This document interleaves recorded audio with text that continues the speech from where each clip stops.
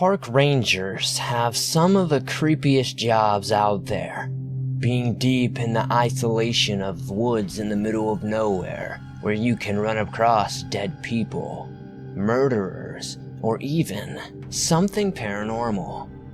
These 10 stories coming from our state parks and park rangers will definitely put a creep in your night. So, sit back, relax, and prepare for some nightmares.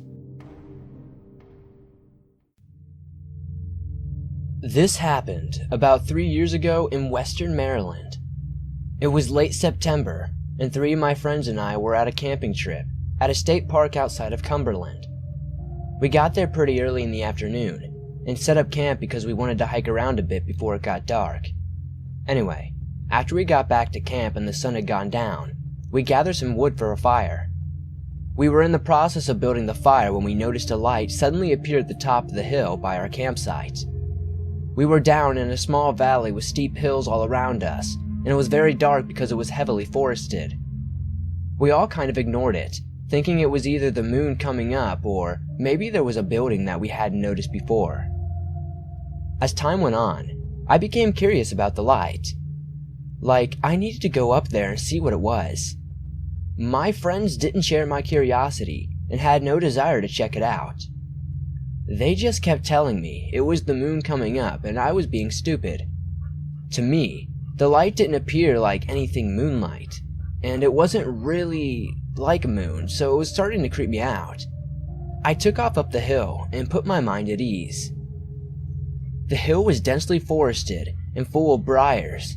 It was totally dark except for the light up ahead, so I had to proceed carefully. I was almost to the light when I heard something moving up ahead. I stopped so I could hear it better, assuming it was a deer or some other woodland creature. However, it didn't sound like a deer. It sounded like something, maybe a person sneaking in the woods, moving slowly so as not to make much noise. Then I heard another sound coming from the other side of me. I froze, trying to get an idea of what was approaching me. The footsteps got closer, and I just stood there waiting for whatever it was to find me. Then, I saw it. It was the classic gray alien, about 5'5", and the light from ahead was reflecting off of its skin. That is the only thing I remember about it. I didn't get a very good look at it. I was just kind of scared and I think I lost consciousness. The next thing I remember, I was picking myself up off the ground. It didn't seem like any time had passed, but there was a definite lapse of consciousness, like I was taken out and reinserted into time. I decided to go back to the campsite. I could see the light from a fire my friends had made. But on my way back to camp, I start hearing voices inside my head. I have no history of schizophrenia and consider myself a very calm and controlled person. I have never had anything like this happen to me before or since. The voices were very subtle, but they were definitely there. At first I was kind of ecstatic, but I was actually communicating with what I thought were aliens. This is the most amazing thing to have ever happened to me. They tell me I am special, and they chose me to make contact because I was open-minded. However, they soon start mocking me, and their tone gets very ugly, and they begin to sound almost demonic. They tell me I'm going to burn in hell and to kill myself. They tell me to throw myself into the campfire and get it over with. I am terrified at this point, and I can't get the voices to stop. I get back to the campsite, and my friends are enjoying themselves like nothing had ever happened. They talk to me, but their voices sound different. They sound like their voices were the ones that I heard in my head, and all I can understand is that they hate me and want me to die. I pretty much have a panic attack and lay down on the ground crying. The voices in my head continue to torment me, and it just keeps getting worse. Finally, my friend starts holding me and telling me everything is fine. We are both atheists, or at least agnostic, but for some reason she tells me to pray for Jesus. I start praying out loud and asking Jesus to help me. I do this for quite a while, and the voices finally die down and go away. I go to lay down and try to sleep to forget about what just happened, and I see the moon coming up over the hill.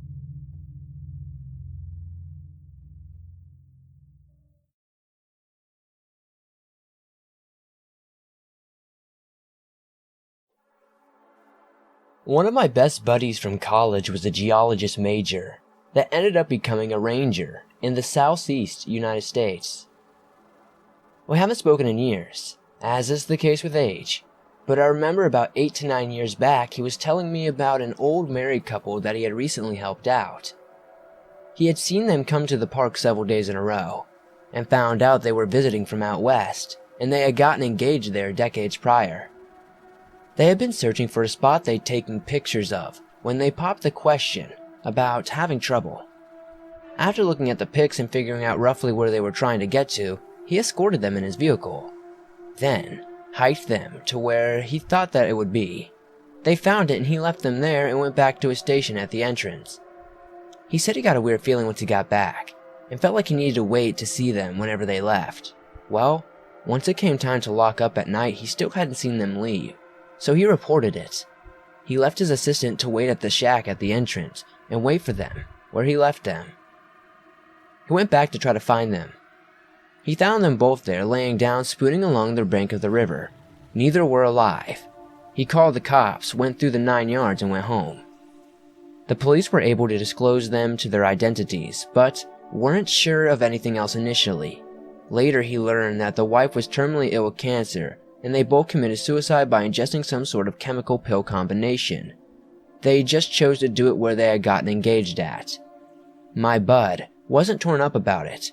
He was obviously sad for them dying, but said he thought that they wouldn't have asked for help earlier because they didn't want anyone to think that they helped kill them.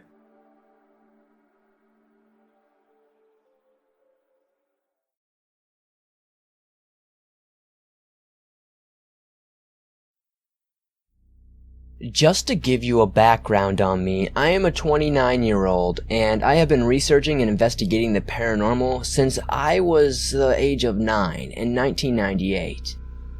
I am an extremely realistic and logical person, and I am not easily excited over things that go bump in the night. I have seen and experienced some things in my life which most people will not believe, but that's okay because I'm not here to convince anyone of anything. I'm just here to share. My light in the sky experience happened a few years ago. In 2014, I was living in New York and had gone to Jones Beach State Park one fall night with a friend of mine. It was a chilly night, so we didn't plan on staying out long, but it was nice to be able to walk along the boardwalk without dealing with crowds of people. We had stopped at a covered picnic area to sit down and chat. The night was clear enough to see the stars, which can sometimes be difficult with all the light pollution on Long Island. We lost track of time with our conversations, and as we got up to leave, I glanced up at the sky. I love the stars, and noticed something. It was a very bright light. It had appeared over the horizon that wasn't there a moment ago. My friend, seeing that I was staring off into space, literally looked up and thankfully saw it as well. Of course, we had two initial thoughts. 1, it was an airplane, or 2, it was just another star. We watched it for a few solid minutes, and it never moved from where I sat, ruling out the possibility of it being an airplane. Side note, my boyfriend is an airline pilot, and I spend a lot of time watching airplanes. This is definitely not a plane. So, a few moments go by when we notice a second light, just as bright as the first, appear seemingly out of nowhere. It manifested, if you will, right below the first light, and just hovered there. Naturally, we look at each other and exchange perplexed glances. When we look back up again, a third light appeared below the first two. I don't know how long we stood there looking at these lights, but we did verbally discuss all the possibilities that might explain what they were. We tried very hard to be realistic in debunking this phenomena. After a while, the light shifted, taking on a triangular pattern. Again, we stood, mesmerized, and watched. They did not change positions again. After that, it felt like forever. We finally decided that we should leave. It was starting to get late, and we started to walk away, assuming that when we looked back the lights would be gone. They weren't. They stayed right there in the sky, in that triangular pattern for almost our entire walk back to the car. Only when we reached the park exit did they disappear. We do believe what we saw were UFOs, though I'm not 100% comfortable labeling it as an alien per se.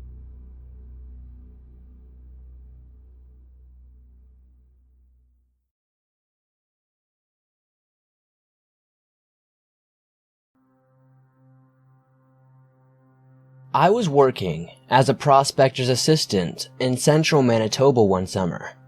We were doing a helicopter-assisted magnetic anomaly investigation. Best summer of my life. There's nothing like ringing in your ears dissipating after the helicopter has dropped you off and slowly increasing volume of the bugs taking its place. You know for sure you are in the middle of nowhere. It was the last day of our campaign. This was a little piece of the property close enough to a road that we didn't need a helicopter. It was a low priority target and was saved until the end. We had kicked so much ass during the high priority targets, we decided to do this one on the last day just for an easy in and out of the bush. Around 9 a.m., we heard yelling in the bush, which was odd. Nobody else should be out here. We kept on grabbing samples, and it's in the back of our mind. Around 11, we hear it again. It's a little closer this time though. We cut back and call out again, but it was silent. Now, through our travels of this 30-kilometer piece of property, we came across many pieces of animal evidence. Deer, moose, and rabbit droppings were everywhere. A few carcasses here and there. Bear tracks and bear feces were seen a few times, but nothing prepared us for what happened next. Around noon, we were in an old blast hole from the 80s. Prospector Dave told me he used to have a blasting license and that blowing shit up in the middle of nowhere is really fun while drinking beer. It's his favorite pastime as a prospector. They changed the laws a few years ago though, so now they can't do it because it caused way too many forest fires. We were facing due west with our GPS on some rocks getting the most precise UTM it could, when we hear an earth-shattering, bone-chilling howl. I looked at Dave and he turned so white he was almost green. I picked up the GPS and put it in my belt and unclipped my bear safety spray. Then, at our 9 o'clock facing due west, another wolf, then another at our 10, and another, all the way to our 4. Dave calmly said, "We need to leave, but you cannot run. If you run, you die." We left most of our sampling shit there. We also carry these modified steel sledgehammers for breaking rock and scraping moss. Most useful durable thing I've ever had. It's at the ready along with my bear spray and we walk. Longest walk in my entire life. We didn't say a word and I didn't hear anything, but I'm positive they followed us back to the road and into the truck. We drove back to town and proceeded to get thoroughly drunk.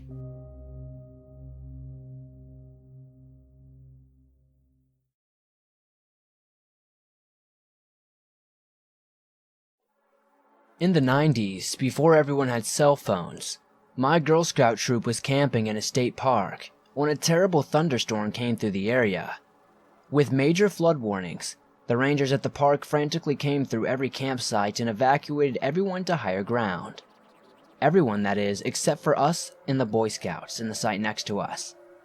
We went to bed with light rain, but woke up in the middle of the night to our tents collapsing from the driving rain and the water quickly rising. The Boy Scouts, they were 12 to 16 years old, we were 7 to 9 years old and ours, helped us quickly pack our sites into our cars.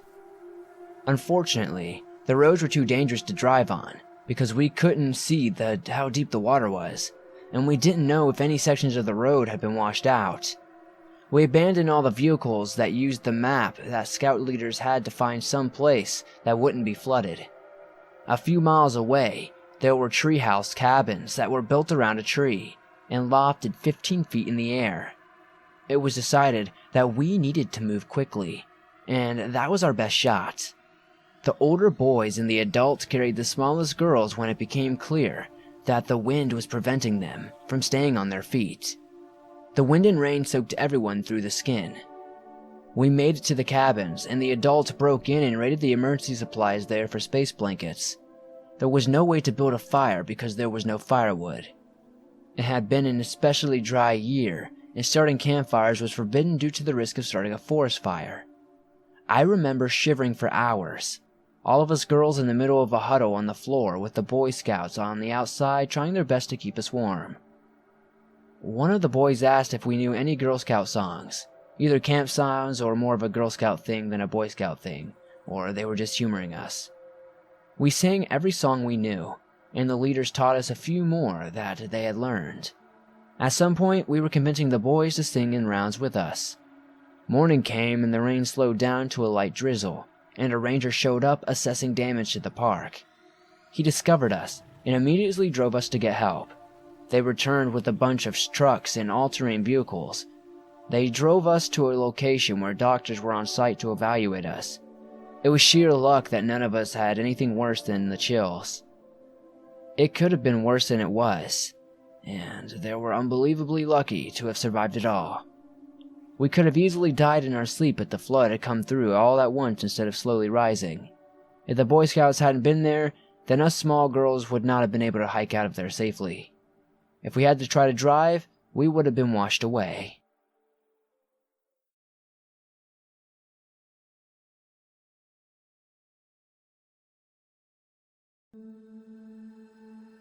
I am a seasonal ranger for my local forest district. Despite the fact that I live in a fairly suburban area, the forest preserves still make up 12% of the county, with much of the property being heavily wooded, not far out to wilderness but pretty secluded in some areas. Being a seasonal employee, I have been on the job for a bit over a month now, but in my short time, I have found creepy things. Here are 3 of those things. 1. A dead man in a tree. The rest of the rangers say that they find about 1 suicide a year, so here was the one for the year. When we go around opening parks each day, we drive through to make sure everything is okay. In this instance, I was driving through and had just lost sight of the road when I saw a man hanging from a tree in a clearing. He had hung himself. I called the cops and the coroner. Freaking coroner took about an hour to show up, and he was the only one with the ladder long enough to cut the guy down. So I stared at a dead guy in a tree for about an hour. 2. Crazed, drugged up naked man running around a parking lot. It took me and 3 other rangers to catch him. When we finally caught him, found out that he had multiple cuts across his body, running through brush, and had a rock ledged firmly up his ass. 3. A headless deer. Normally when a pack of coyotes take down a deer, yes, we have a bunch of coyotes around here, they leave bite marks all over the body, along with torn flesh everywhere. But the head was cleanly sliced off and placed directly off next to the body, meaning this is something created by human intervention. We still haven't figured out that one yet, and I have only been on this job for 5 weeks, so you can only imagine what a full-time forest ranger has probably seen over a long career.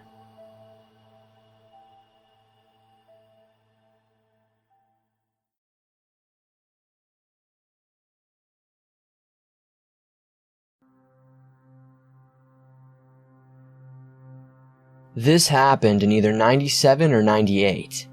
The memory came flooding back to me several years after my father passed in 2007. It was not a suppressed memory. It was more like a decade or more of life got in my way and I forgot about it.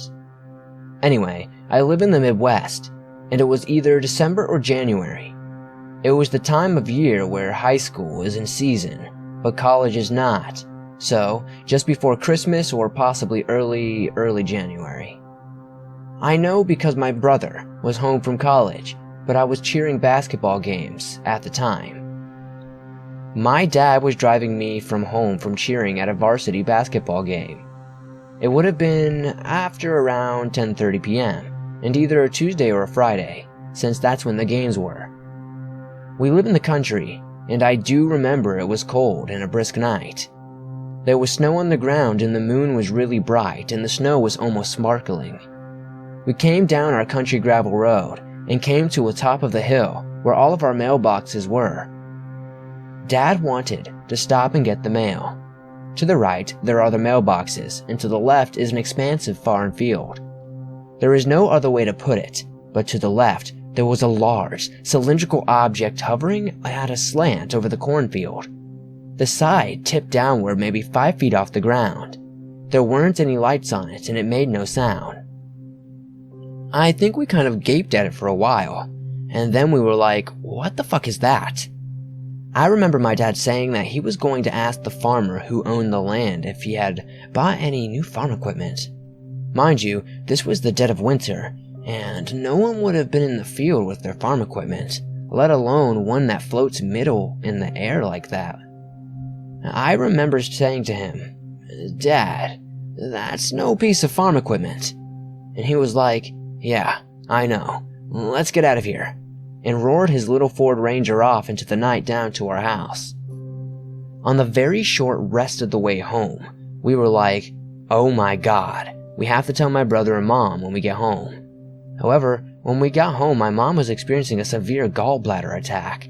She had been having gallbladder problems for a while, and we didn't have any health insurance, so she had been putting off getting it checked out. Push came to shove, and that night we had to take her to the ER, and she had to have surgery, and this whole crazy experience got lost and was never talked about again. My dad passed in late 2007, and several years after that, like I said above, the memory came back to me like a flood. Unfortunately, now I can't ask him about it if he remembers it too. I did work my way around to asking my mom if Dad ever mentioned anything to her over the years, and she said no, he hadn't. I really wished that I would have remembered before he passed so I could have asked him, or, frankly, that he was still here to ask today. It really bothers me, and I really want to know what he remembers from that night.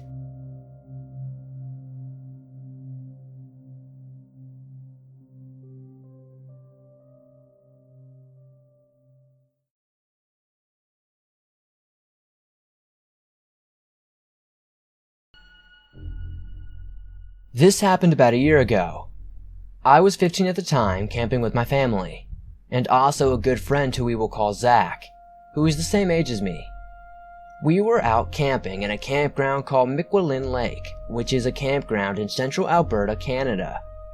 The lake is basically drying up shit pile now, but the scenery is nice, and we know most of the staff at the park. The campground is of modest size and is often filled to capacity. There are a series of trails over by the park center that takes you through the forest. We decided to walk down one of those in the evening. After some walking, we found an old trail that we had not taken before. It was overgrown, but you could clearly tell it was a pathway, and so we took it to see where it would go. After walking for about 15 to 20 minutes, we heard some rustling in the bushes.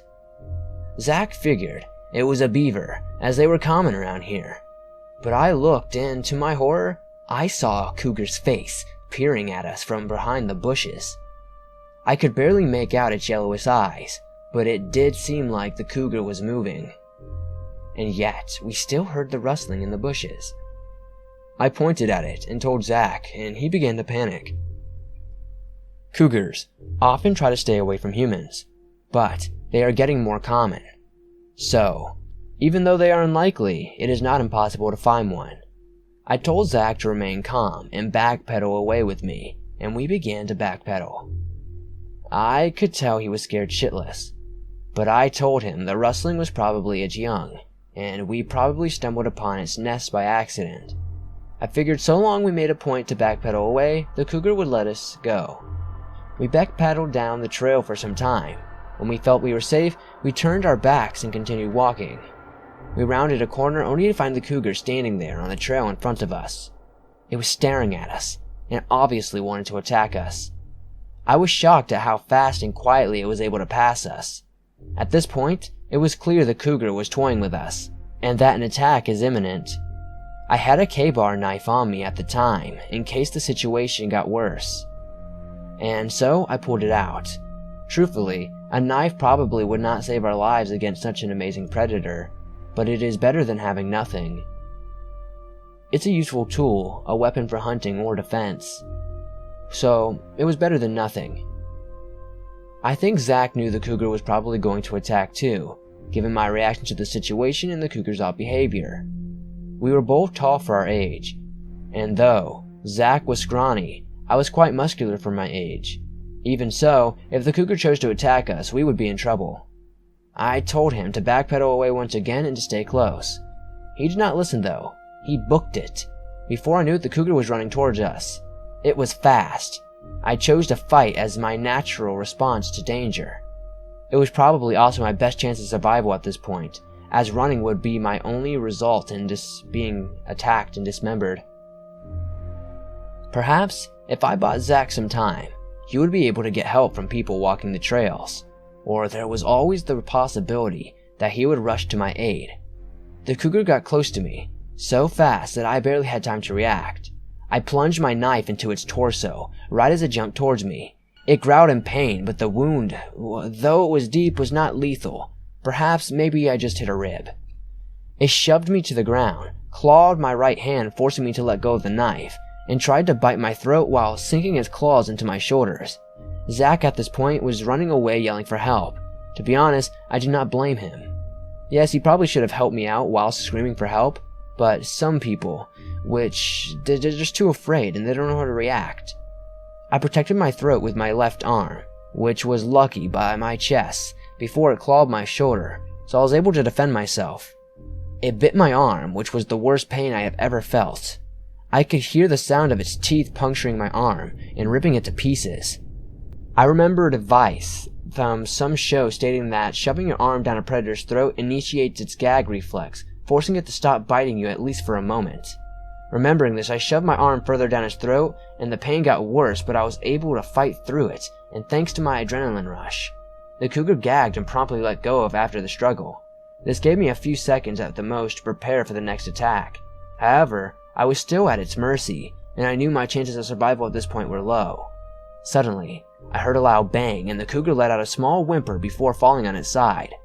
I stood up and saw a park ranger running towards me along with Zach. At this point, the pain in my left arm was starting to set in. It was messed up bad, and so were my shoulders, both deeply scratched. I did not realize it hurt me, as bad as I thought it did, until I looked up and felt the pain set in. He explained that other hikers had reported the cougar earlier, and so he came to the trails to find it and heard Zach's cries for help. After performing the first aid, he took it to his truck, which was quite a walk to get me to Zach to our site, and to get me to the nearest hospital as my wounds were serious and could easily become infected.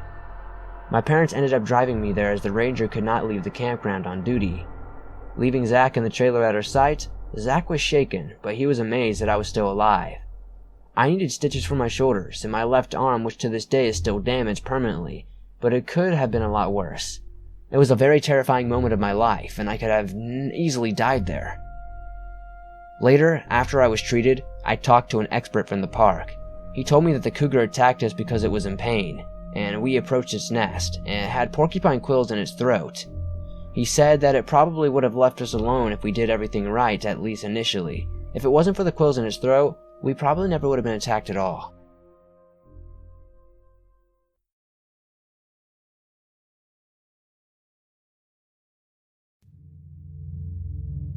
I have an uncle that used to work as a ranger in Michigan.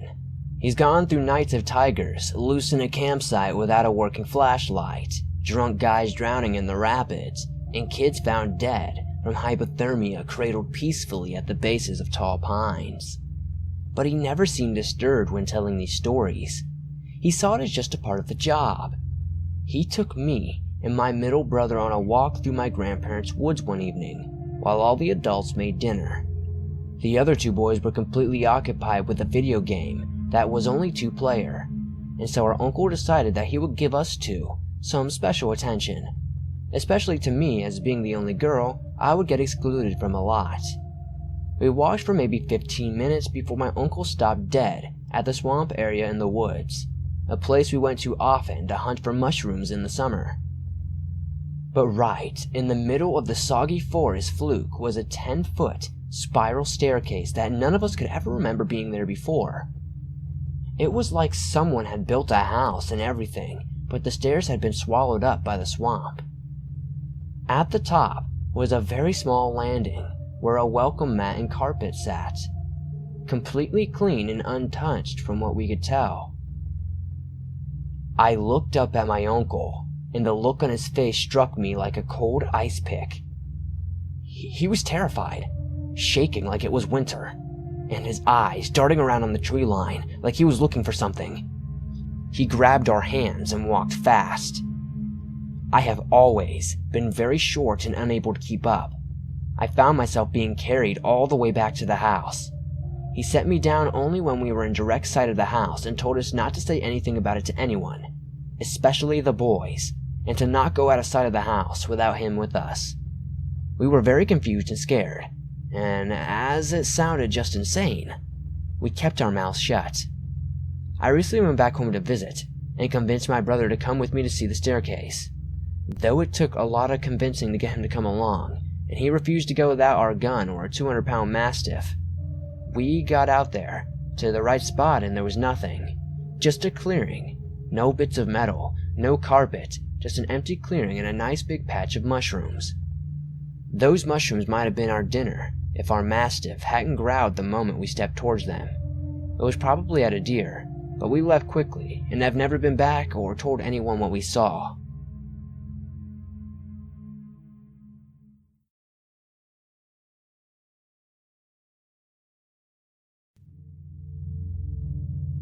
When I was around 10, I was playing at a state park with my cousin, who was a year younger than me.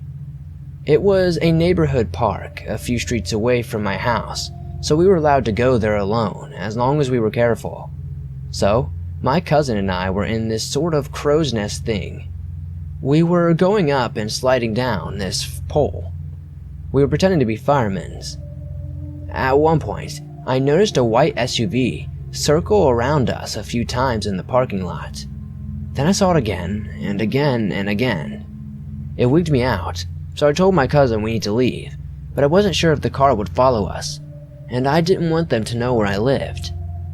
At a certain point during this car's circuit around the park, we would be obscured from its view by trees and buildings, so I waited for the car to reach that point, and then we hightailed it out of there. It's kinda sad because I love going to that park. It's a beautiful state park, but a lot of really creepy reports have been coming in from the park recently from perverts and stuff. I guess you could say perverts ruin everything. While my story wasn't necessarily the creepiest out there, I definitely do think that that van might have something to do with some of the missing cases that are coming from our local state park.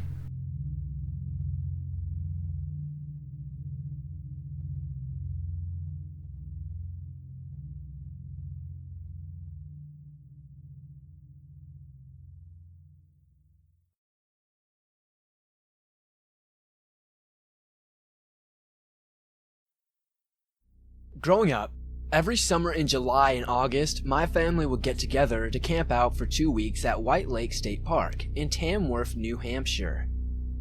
Some of my best childhood memories were made there. Rollerblading, Nerf gun wars, flashlight tag, and water balloon fights with my cousins and neighboring kids in the campground. When I was around my late teen years, my family stopped gathering together to camp out after my grandmother passed away. One of the last years I was there, this one particular memory has stuck with me. A little over 10 years ago, I was 16 years old. It was around 10 p.m. at night when I noticed I had one missed call on my phone. My family was sitting around the campfire cooking s'mores and sharing some laughs, so I decided to go off for some privacy to return the call. I took a long narrow trail that winds in between other campsites that at the end leads up to the bathroom. I wasn't going up to the bathroom. I just wanted to find an empty campsite and sit at a picnic table to make my call. There were plenty of those, since this whole side of the campground where I was heading was vacant. There were no other campers nearby in that area. It was quiet and dark, so I chose a campsite. I sat down at the table, and the lights from the distant bathroom from up on top of the hill behind me were illuminating my surroundings just a little bit. I called my friend and was carrying on a conversation for around 20 minutes. As I'm sitting there, staring straight ahead, I see a silhouette coming down the road in front of me. This figure is coming towards my direction, where all these empty campsites are. I could see it was a person. It's not that unusual to see people strolling through the campground for a late night walk. The people I usually see have flashlights though. This person did not. I wasn't creeped out at this point. There's no reason to be. I was just watching curiously. As the person got closer, I could see a better outline that it was a man I was looking at. I also noticed his pace slowed down. I kept my eyes fixated on him as I continued conversing on my phone call. A minute or two passes and now he stopped moving. He's just standing there in the road looking straight into the campsite where I'm at. I don't know if I knew him or if he could see me clearly. He was staring at me, and I was staring right back at him. He was a little heavy-set and tall. I could also make out that he was wearing a light jacket. I couldn't see much for facial features, but I would guess I was staring at a man in his 30s or 40s. Alarm bells were going off in my head now. My mind had turned to mush at this point. I'm frozen, and I was no longer listening to what my friend was saying on the phone. I was in a stare-off with this guy. Then he started moving again. He was tiptoeing towards me, very carefully, like he didn't want to make noise. He put one foot in front of the other, leaned forward in a slight hunched form. It looked like he was about to charge towards me. In that moment, I snapped out of that mind-mushy frozen state and leaped off the picnic table and started running through the campsite back towards the trail. Thud, thud, thud. I could hear him trampling behind me. Leaves scuffling, heavy set footsteps. Footsteps were getting louder and louder and closer. I made it back to the narrow trail. Once he got close to where I about was, I heard the sound of twigs snapping and a oof noise that came from the man, which I can imagine maybe was him tripping, or almost tripped, or maybe got face slapped by a tree branch. Most likely, he wasn't familiar with the trail like I was. Whatever the reason was, it caused him to stop chasing after me. I didn't stop to look back. I just kept running, until I made it back to my family's campsite. When I got back, they were still sharing laughs and smiles by the campfire. I broke down crying and I was trembling. I explained what had just happened. My aunt spoke up and said, "Oh geez, he probably thought he knew you and was coming to give you a good scare as a joke." She dismissed me. My cousin chimed in and said, "Yeah, he probably stopped running after he realized he didn't actually know you." They all chuckled about it and changed the subject. I think I was dismissed because no one wanted the good vibes of that night to be ruined, really, and the fact that I'm just a socially anxious person in general. I'm very cautious and shy. For that time being, I let them convince me that I was just overreacting and overthinking. But I am here years later, looking back and shaking my head over this. I wish I was taken seriously, but other than that, nothing really happened. It was still a great trip, and it was still well time spent with the family. My experience makes me think twice about going for a walk by myself, though. I carry pepper spray and a mini keychain alarm on me now.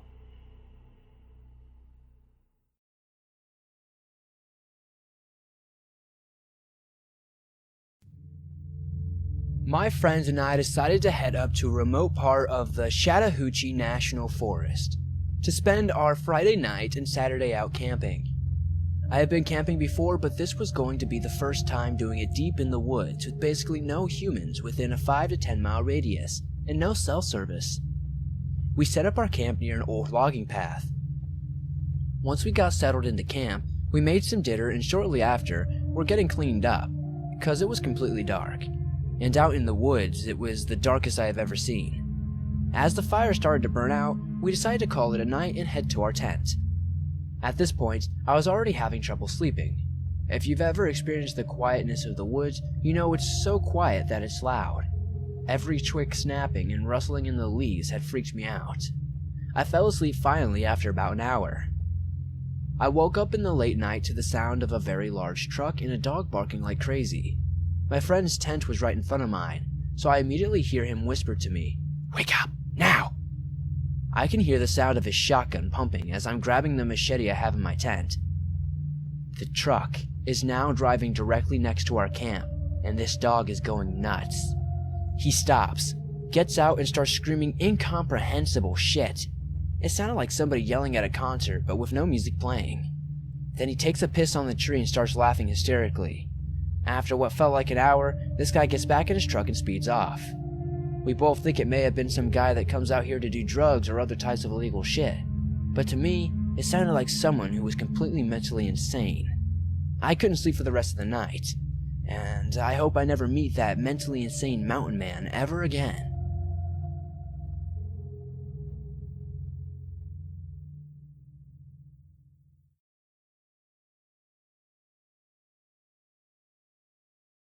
I work the graveyard shift at work, and when I come home, my wife leaves for work. I am typically exhausted and mildly sleep deprived. My adventure happened mid-morning, before my son and I's nap time. I also only get 3 to 4 hours of actual sleep in the evening before my shift. I believe this detail can help this community come to a conclusion. I'm also going to make a separate post with photos of the trail, a picture of my son and I with the wagon, the map of the trail, and an approximate area where the anomaly was observed. I'm an Armed Forces veteran, USA, on the East Coast. My son is only 2 years old, and this event happened about 1 week ago. Every now and then, I like to take my son out on walks around the neighborhood in his wagon. We would typically travel to one of the nearby playgrounds so that he can blow off some energy before his afternoon nap. I live in a decent area that has a newly developed houses and townhomes, and the housing development is still expanding greatly.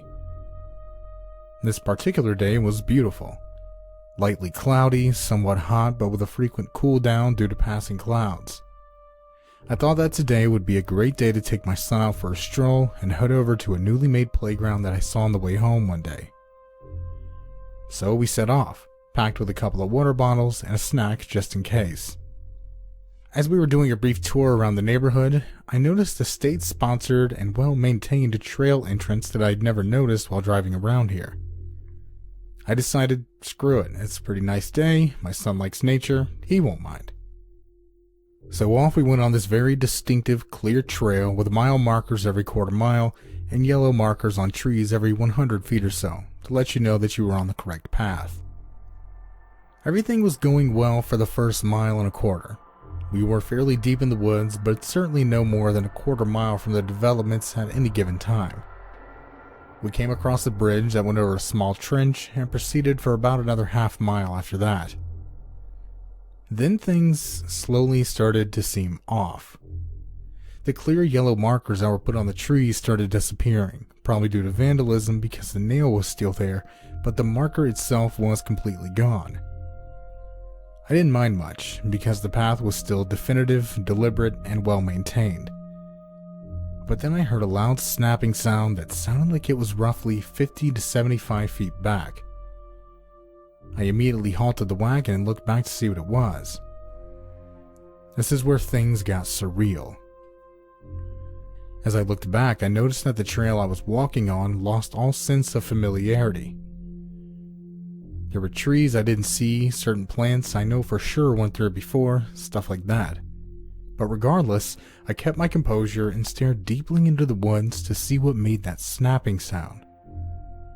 I scanned the area and didn't see any life forms, but for some reason, my eyes started to fixate on a particularly unnerving dark section of the forest. For whatever reason, my body started locking up, and every single alarm bell in my head was pinging. No matter how hard I tried to focus on this dark patch, I couldn't see anything. I had the weirdest sensation of being able to see each individual branch and plant in high detail, but I couldn't focus on the scene overall. It was super blurry. I also felt my internal fight or flight mechanism flipping between the two decisions faster than a coin in a coin toss. I stood there for what felt like an eternity, trying to figure out why my senses were not working anymore. This instinctual part of my brain was screaming that there was something there, but I absolutely could not observe it. Whatever little light was in that area seemed to bend around this one central point, somewhat like how a cloaking device works. It was a minor distortion, but enough to make it strangely obvious. I then noticed how I hadn't heard a peep from the forest this entire time, and I was feeling very cold, even during an 85+ degree weather. I could not shake this feeling of impending doom, probably what one feels when they're on the verge of death. I felt exceptionally vulnerable because I was not armed and had no way of dealing with whatever the hell this was. Eventually, I was able to snap out of my trance briefly to look down at my son and saw that his body was contorted around his seat, frozen and staring exactly where the anomaly was, with his mouth agape and his eyes wide and dilated. This is when I knew I wasn't hallucinating and that we needed to get the hell out of there. I took advantage of my brief moment of clarity and ran like the wind with my son in tow. I looked back only once and saw that my boy was still looking towards the area, but not frozen in place anymore. It took all about a couple minutes to get out past the tree line onto a main road. For whatever reason, I broke down and started crying. My son looked at me like I was crazy. I'd never felt such sheer terror over what seemed like nothing in my whole life. I hadn't felt that way at all at any point in my life, in fact. The feeling that my son and I are completely vulnerable and that I wouldn't have been able to defend either of us. I also never had that distinct feeling of being able to see things perfectly, yet not able to register any of it in my head. My morbid curiosity wants me to revisit the place, equipped with a firearm and a GoPro to record any events that would arise, but I'm still trying to get over the previous experience for now. I've been in crazy situations before, but this trumps anything I have ever experienced.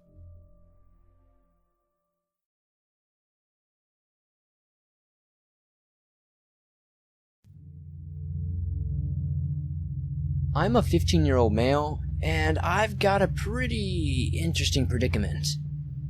So around a year back, I'm camping with my Boy Scout troop. We were going to this thing called the Voyager Outpost, which is a one-night camp during the camp we are already at.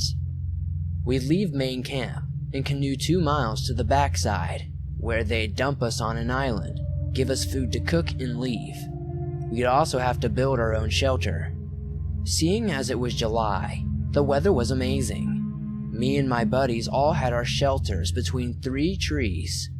Our shelters were hammocks with rope over the top, on which a reflective blanket would hang draped. Super comfy. Anyways, around 2 a.m., we heard a noise. It was more like a grunting. This quickly got louder until it was a deafening and loud growl. It was kind of like a black bear. But black bears don't live in our woods. No bears do, actually. We were on an island. The next morning, my 2 friends and I wake up. How we slept once walked away, I'm not sure. Around 6 a.m., we all have the exact same story, at the exact same time frame. We were all wearing watches, so we could easily tell what time it was. Seeing as how it was the exact same story, in the exact same time, and it was only us on the island, which was 100 square feet if that, we figured it must be somewhere in the surrounding woods. We looked around the island, first, only to find an owl feather next to a hawk feather. Owls are messengers of death, and when reached by witch doctor, Inuit I believe up north near Canada, I was told I was a hawk.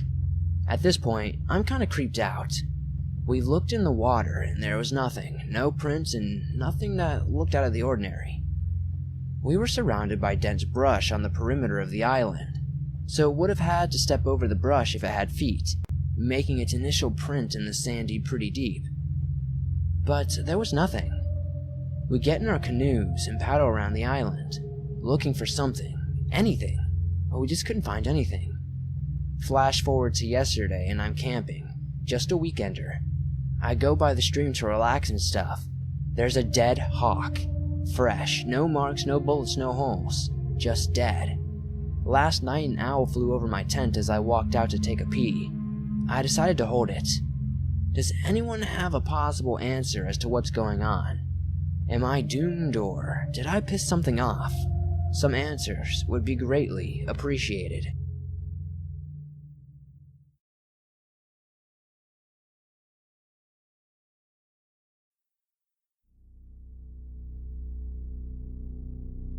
I was probably 8 or so, and my church would always do a family camp. Basically, you have 20 or so families all camping out in the woods at the same time. It was always the highlight of my summers. This particular year, though, there had been an abundance of bear sightings where we usually went camping. Apparently, they had become more courageous and started wandering into camps regularly, so they needed to be relocated. In order to do this, they had to set up very large traps. The one nearest us was massive and was in a small clearing near the bathrooms. Inside was a dead deer hanging upside down. It always struck me as odd that they would have this in the middle of a campsite, and for the longest time I thought my friends and I must have imagined it. Years later though, someone who was an adult at the time confirmed the events. My friends and I all stayed in one tent together, and in the middle of the night we all woke up to a clanging sound. It sounded like something was clashing against the trap. After a small amount of clanging, it was completely quiet. We figured the trap must have snapped shut and caught the bear. A few hours later, I really needed to use the bathroom, and no scary bear in a trap was going to keep me from doing so. I pulled open the zipper and headed to the bathroom, but the trap caught my eye on the way. I was just starting to get light out, and I could clearly see that there was nothing in the trap. The deer had been taken out and the trap hadn't shut. Later, we looked at the trap from a distance and saw no footprints or nothing to indicate that a deer would have been dragged out by an animal. To this day, I still can't figure out what happened. Maybe it was a trap malfunction, or maybe it was something else that was smarter than a trap.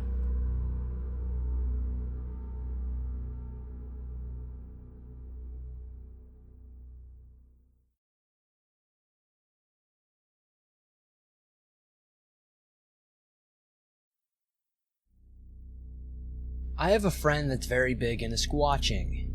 That being said, I was very surprised at how level-headed and objective the guy was. He made it clear to me that this group had actually gathered a lot of very interesting evidence. He also explained that the Bigfoot community was full of fraudsters and they were the cause of the most ridicule associated with the subject. So he refers me to a few documentaries to watch, and after a few beers and some more research, I was hooked. I phoned him the next day and asked him when they were going squatching next. I was delighted when he informed me that I was welcome to join them that weekend, and he gave me a list of camping gear I would need. Now, likely, as anybody else would, I love to camp and hunt. I was just out for a good time. I wasn't taking this too seriously. Did I expect to see a Bigfoot? No, not really. Did I see a Bigfoot? No.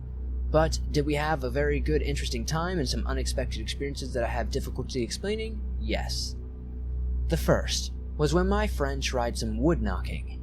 This apparently was a way that the Bigfoot, should I call them big feet, communicate.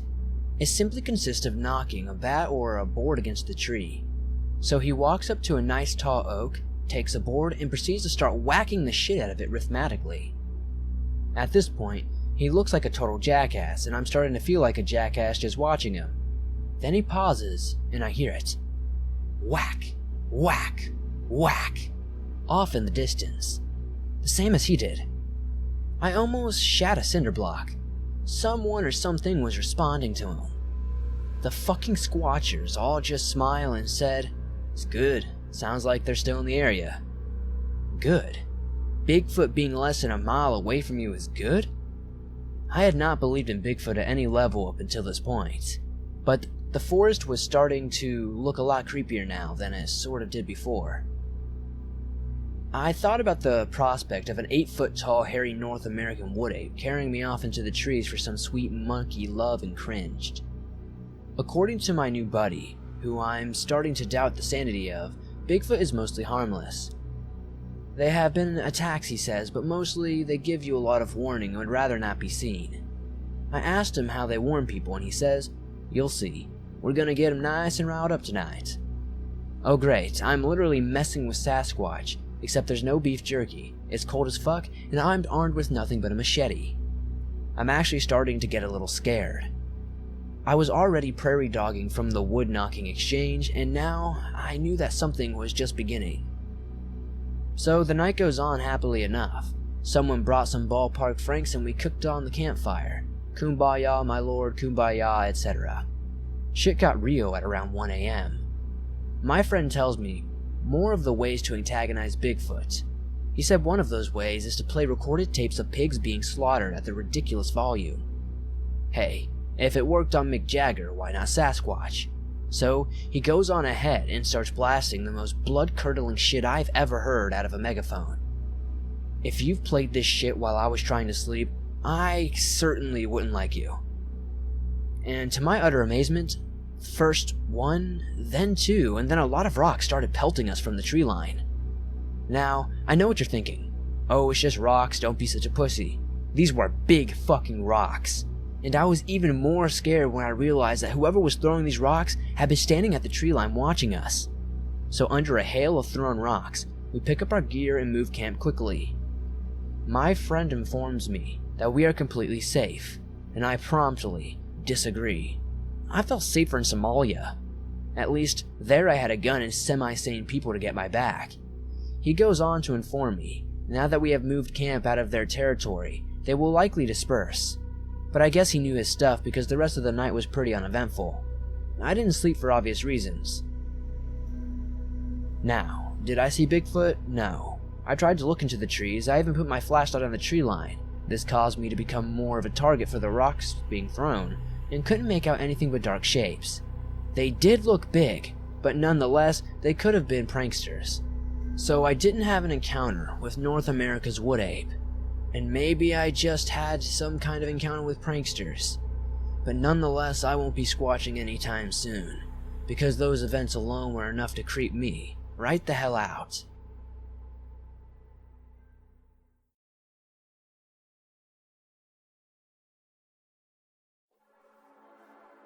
I've never told this story to anyone before, simply to never having an answer, and thinking there's nothing that can be done.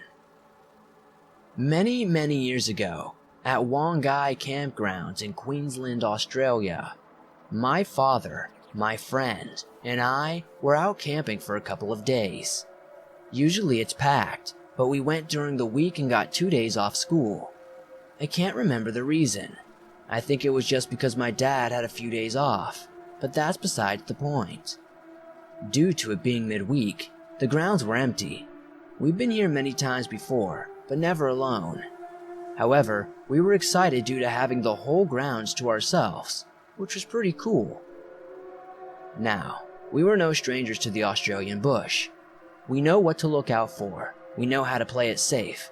So at night, knowing no one was around to mess with our camp, we decided to go for a mini bushwalk to walk to the other side of the river that runs along the grounds. When I say grounds, it's just a clearing in the middle of a bush, not a properly established grounds, far away from all the roads. We got to the campsite on the opposite side of the river, and looking out the river, we could see a bright light just near our campgrounds.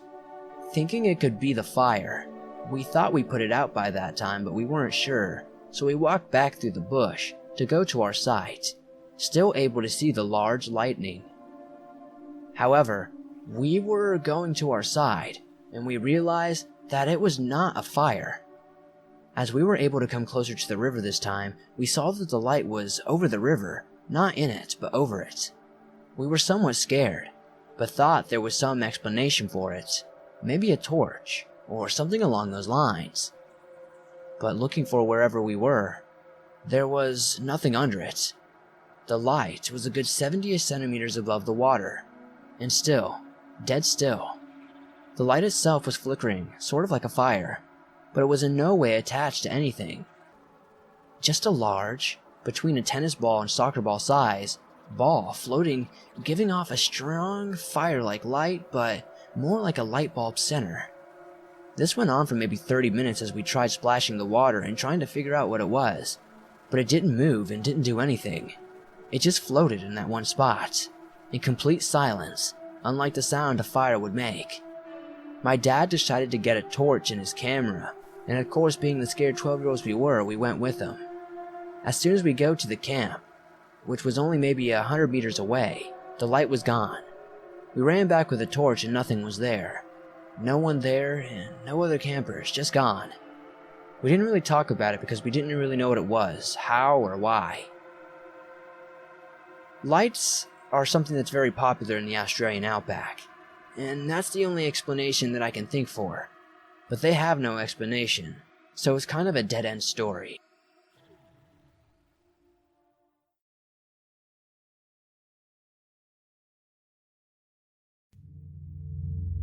When I was 15, my brother, 2 of our cousins, and I used to spend a week up north with my grandparents on a piece of land in Wisconsin that they bought.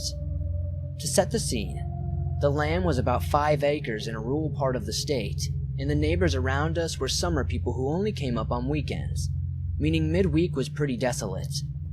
My grandparents had 2 RV trailers on their land, one for their use and one for guest use. At 15, my parents decided to let my cousin, 13, and I use the guest RV just because they thought we were old enough to be by ourselves. They kept my brother, 11, and my younger cousin, 10, in their trailer. I had just returned from a week in Washington, D.C. with friends, so most of our nighttime rituals included gossiping about D.C. and the boy I had a crush on, who was there as well. Nothing concerning happened for the first few nights. As a precaution, my grandparents gave us a car key and an intercom just in case we got scared. Oh boy, how didn't I know that this would be used in one of our last nights there? It was around 10 p.m. and my grandparents and the others had gone to sleep, so we walked over to the other trailer. As we got in the trailer, we started to change when something in my head popped up. We hadn't locked the door. The voice in my head urged me to lock it. We had admittedly been bad about this. I went back and locked it, and my cousin and I went back to talking at the table. As my cousin talked about the boy she liked, I got this feeling of dread. I noticed that I stopped listening to her, and after a minute, she did too. She asked me what was wrong, and I shushed her. Outside the window next to us, the shades were closed, we heard a shuffling noise, as if someone was walking back and forth in front of the window. This went on for a solid 5 minutes. The noise approached the door, and I immediately hit the intercom button calling my grandpa. I told him that there were weird noises outside. Whoever was outside could most likely be hearing us talk because of the thin walls. We could still hear the shuffling. My grandpa's voice rang out over the intercom. "I'm grabbing my gun, I'll be right there." At that second, the shuffling stopped. I hear my grandpa rip open the door of his trailer, and he yelled out. He ran to our door and knocked, telling me it was him. I opened the door, and to this day, I have never seen the look of a crazed and terrified as my grandpa's face. He was holding his gun, and he asked us to follow him to his camper. We obliged and grabbed the stuff we needed. My brother and cousin and grandma were sitting up in the camper. My grandma looked terrified as she sat in the window staring out past us. We settled in and slept, but she sat there awake all night. The next day, we left 2 days early for home. My grandparents to this day tell us it was probably an animal and shush us up about the story. I'm 22, so it's been a while. I know it was a person, so does my cousin, but if I could go back, I would have ripped open those blinds so I could have made sure and not have to live with the wonder of who was on the other side.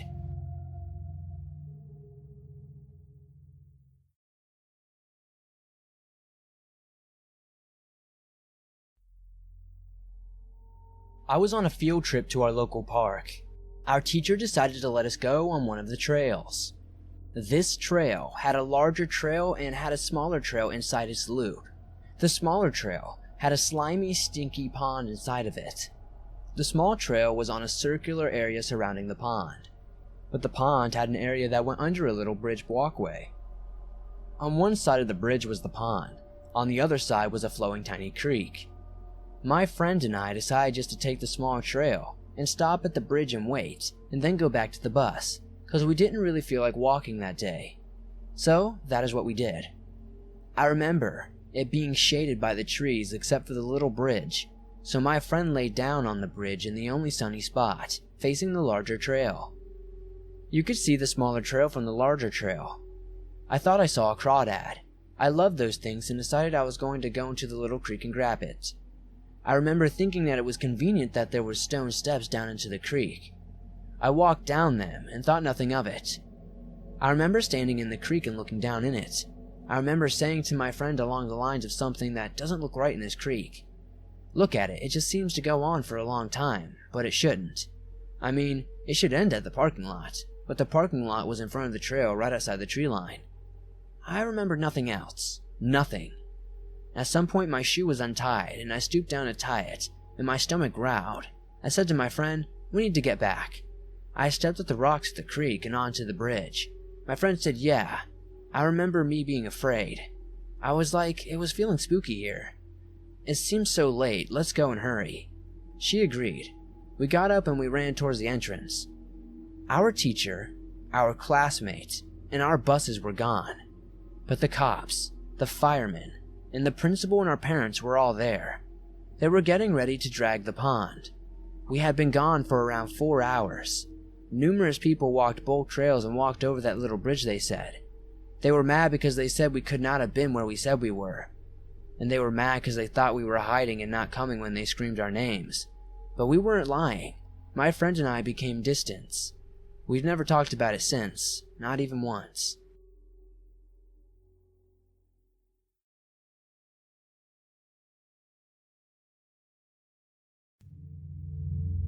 This happened to my friend, who was working as a police officer at the time. We shall call my friend Tom. Anyways, Tom had just begun working as an officer, and as a result, he got stuck with lousy shifts. Tom worked in a neighborhood where just about nothing bad ever happened, but working graveyard shifts at parks in the area can still be pretty creepy. Usually, he would just find a couple stoners hanging out on a swing set.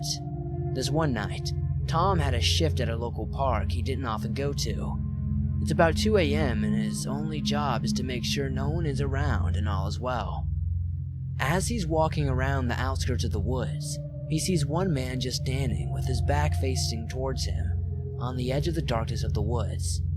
He yelled to the man, "Hey you, what are you doing? Come on over here right now." The man turned and smiled at him. Then he dashed into the woods. Without really thinking, Tom sprinted after him. The guy was booking it, leaping over bushes and ducking under fallen trees like a pro. Tom is an extremely athletic guy, but this man was on a different level. As Tom finally catches the guy, he again yells to him. The man smiles once again, and then books it once again. Tom kept after him, but was a good ways away from him, about 10 to 15 feet behind. This guy finally reached the clearing in the woods. Tom's adrenaline running low, and it's taking all his power to keep screaming for the guy to stop. The guy turns and smiles once more. The guy books it over the hill, seemingly to a steep slower this time. Tom draws his gun and powers up the hill. The guy was gone. According to Tom, he just literally disappeared. There was no way he could have escaped normally. To this day, Tom recounts it as an encounter with something very sinister. The only thing he could find in the woods was a makeshift, run-down campsite that looked like it hadn't been inhabited in years.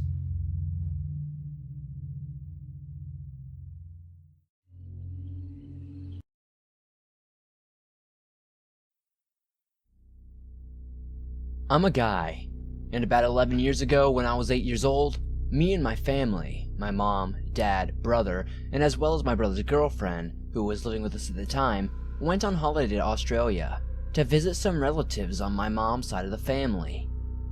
They lived in the rural parts of Victoria, and to give a basic summary of the area, they lived on a farm. The house was surrounded by various fields. When facing the house on the left side, there were 2 fields, and then on the far end of these fields there were highly wooded areas with a dirt track running through it. My grandparents, the relatives that lived there, would often go nature rambles through this forested spot and the wildlife that lived within there.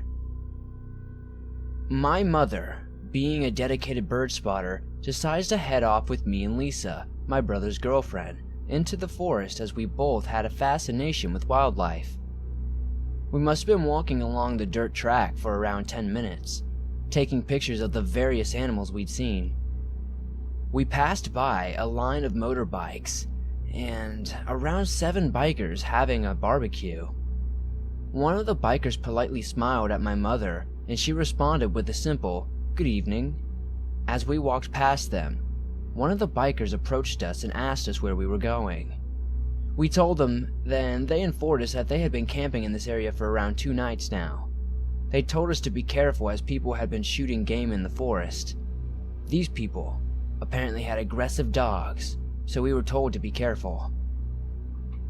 Around 15 minutes later, I spotted an old barn which I dashed off to explore, being the adventurous child I was, while my mother and Lisa observed a bird of some kind. I didn't tell them where I was going. As I approached the barn, I saw 3 large dogs tied up outside. They were Rottweilers and they seemed incredibly aggressive. They were on chains and barking and snarling a lot. I didn't think anything of it at the time. I assumed they were for hunting. But looking back, Rottweilers aren't very good for hunting. There was also an old mattress on the floor outside, which appeared to be covered in brown stains and emanated a foul aroma. I was around 3 feet away from the mattress, but the smell was unbelievably powerful. As I was going to turn around and return to the others, I saw a man emerging from the barn. The image of this man is one of the few things I remember clearly from this day. He was very tall, about 6'4", and was wearing a blue pinstripe suit. The strangest thing about him was that he was wearing a large top hat. His clothes seemed very worn, and his face, the parts of it that weren't covered by a large brow beard, were red, as if he had just been working out on a hot day.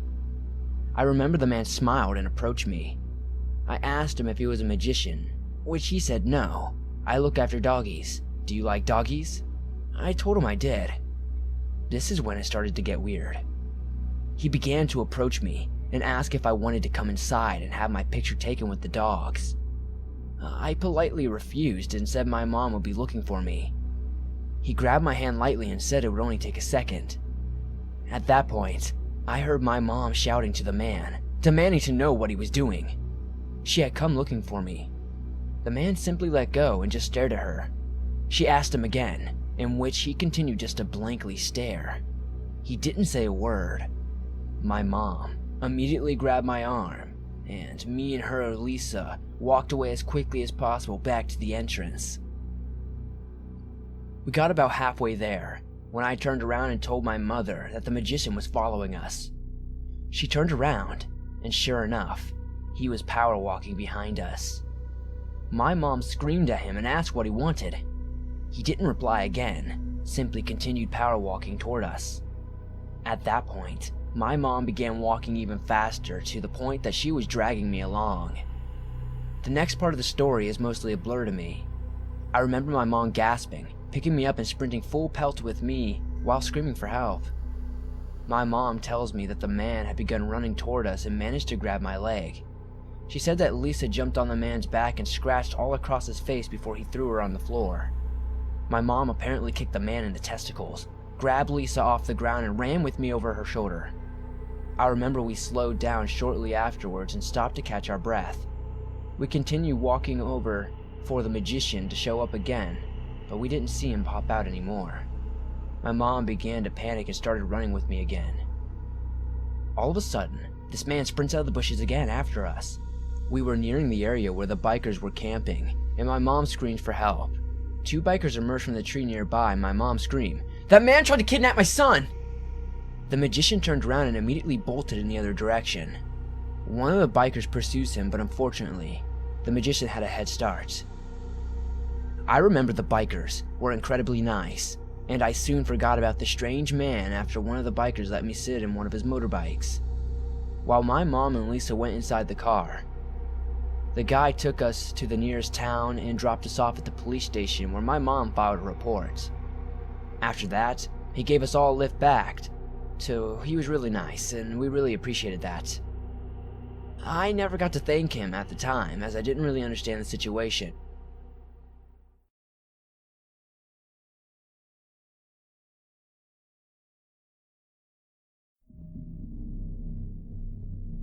When I was living in Australia for a year, I was once in a passenger carrier traveling through towns to get to the next destination I was heading to. We were passing through rural towns in New South Wales that are all small but are still well populated.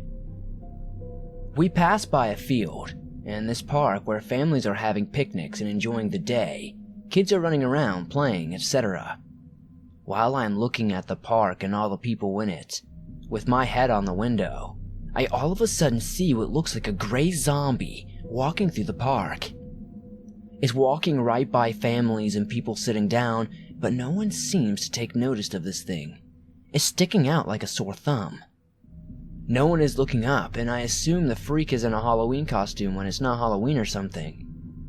It is moving slow and limping like a zombie would, but has a dead look in its eyes and its skin is gray. If my memory serves me correctly, even its clothes are gray. It's wearing tattered clothes and has a Frankenstein monster kind of air about it.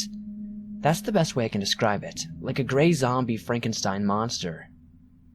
My eyes follow me the entire time while my bus passes the park, which is only for a moment, but the thing that freaks me out the most is how it's passing by all these families and no one is paying any attention to it. The thing is, it didn't necessarily seem evil to me, just incredibly sad. It didn't make eye contact with me. It was just walking slowly and sadly, and didn't necessarily seem to have a purpose. The huge gray guy is dressed up as Frankenstein's monsters painted gray on a sunny day, and no one is taking notice of him, even when he walks right in front of them. I don't know what to make of it. A very short 10-second psychosis on my part, or something supernatural.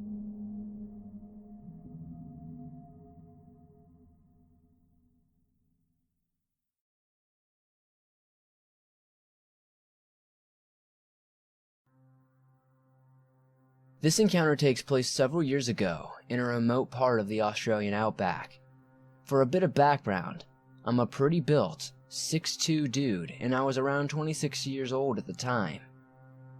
I was on a road trip with a mate, traveling around the central Queensland outback in my old, semi-reliable Nissan X-Trail. We're both science and zoology nerds, and had heard about this amazing dinosaur trail out this way, which is basically a grouping of 3 areas, Winton, Richmond, and Hewenden, that have had previous dino bone discoveries, still have fossils as well as seriously awesome dinosaur tracks with preserved foot imprints. We were staying at a place 3 hours from Winton for a couple of days, and were pretty keen to check out this trail, so we made the decision to do the 6-hour round trip in a day. We were pretty ambitious and stupid back then. We left at 9 a.m., and the next morning, our car was packed with lunch, several liters of water, and a trusty GPS, and off we went. It was a long drive, and halfway through my air conditioning decided to cark it. If any of you live or have visited Australia in the summer, you would know that it's brutally hot. So I'm sure you can imagine the 3-hour trip there without air conditioning, with the eventuality of 6 hours in the round trip. It was hell. To make matters worse, my GPS also stopped working as the map software didn't recognize the area we were in. Luckily, I had an old Refidex in my back seat, but it was pretty tough to revert to map reading when you're so used to a computer screen telling you where to go. Especially given we're talking the Australian outback here, complete with dirt tracks for roads and very limited signage, but I digress. Finally, we make it to the trail and kick around there for a couple of hours. Not gonna lie, it was pretty awesome. Then, we decide to make the trip back as it was starting to get later in the afternoon and when we don't be driving back in the dark. As we were about to leave, this gnarly old guy who appeared to be an employee of the trail company, dressed in a khaki camouflage gear, asked us where we were from and where we were headed. He gave me the stink eye when I was vague with the details, but my mate told him the name of the town we were staying. He took a real liking to my mate, and he laughed, and then he told him about our lengthy journey. Apparently, he had taken the long route, and there was a much quicker way to get back that would shave about an hour off our trip. We jumped at the directions he gave us. They were all verbal, which we wrote down.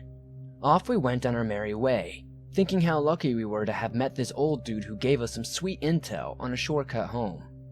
But I can't deny there was definitely a creep vibe coming from him. Based on the directions he gave us, we went winding along several roads in an area I had never been in, and eventually settled straight on this narrow dirt road. We were supposed to reach an intersection about a half-mile in there, take a right, and continue to the road until we got into a main highway that would take us back. After an hour and a half of driving on this dirt trail, we still hadn't reached this intersection. I was starting to freak out a bit, thinking we missed the turn, but my mate was completely chilled out and was sure we'd get there eventually. I think he thought I was driving too slowly, but there are kangaroos out there, man, and those things are seriously dangerous if you hit one. We had been traveling for a while now. It was getting later and later in the day, and it got to the point where the petrol in the tank was only a quarter full.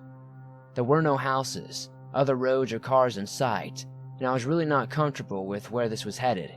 The middle of nowhere, in a remote area in the wasteland that is the Australian outback. There weren't even any trees, only this dirt road and desolate, dry bushland and shrubs as far as the eye can see. I stopped the car and tell my mate to get the binoculars out, and to go to the back and look around in case he could see some landmarks. Yes, I carry binoculars in my car and still do.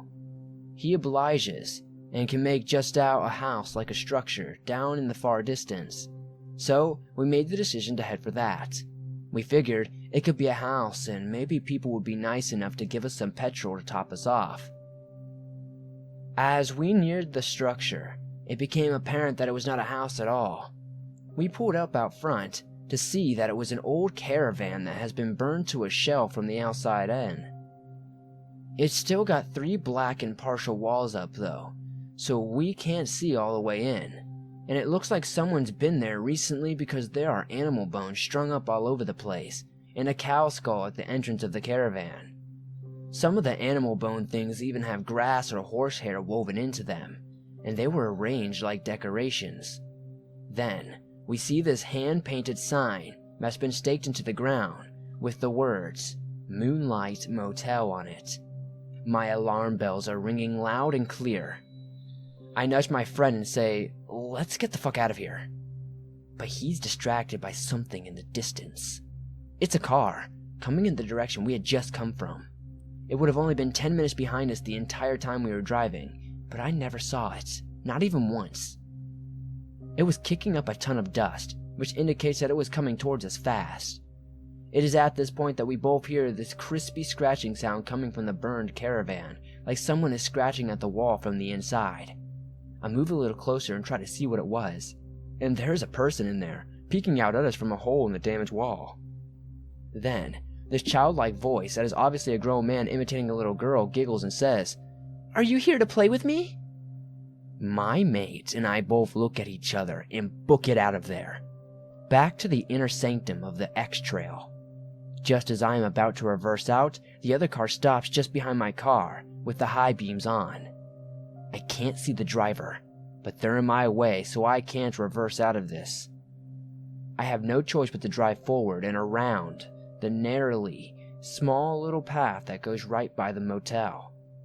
As we were turning to leave, the driver starts blaring the horn, just hammering on it for no reason at all. I just sped off, back in the direction we came, and the other car doesn't follow. It's getting to twilight at this stage, and pretty dangerous to be out in these country roads once it's dark, because of the kangaroo situation. But we're feeling a bit better as we manage to navigate our way back to where we had come from, the Dino Trail, and even start a joke around what happened. The person in the other car was probably just honking at us to get our attention to help with directions or something. I pull into a parking lot and go to the front desk of the company that runs the tours. I explain that we had gotten lost on our way back to town and we were staying at, and the lady there is kind enough to give us enough petrol for the ride back. I couldn't help myself and mentioned to her that her workmate is a real jerk for giving us those weird directions. We figured that there was no way that he would mess up advice like that. And she gives me a weird look and asks me to describe the guy. I do, and her face goes funny. She says, "That man does not work here. I saw him talking with tourists today. My boss had to ask him to leave. He kept trying to get details of where people were staying, and telling them that he had vacancies at his place, and they could stay there. The Moonlight Motel."